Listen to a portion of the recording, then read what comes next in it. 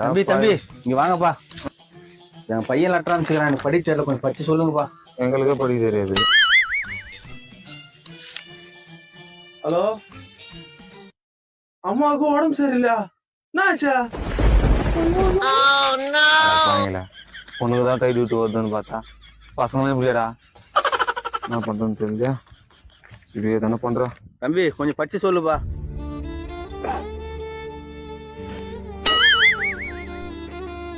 ஏன்பா ஆயிரா? இதுனா இதுனா ஐயோ பாவம் ஊமையா? தம்பி சாரிப்பா. தம்பி சாப்பிட்டியா? ஸ்கூல்ல எப்படி படிப்ப? வாழ்ந்தோம். டேய் இப்ப நீ பேசல. வாயா வாயா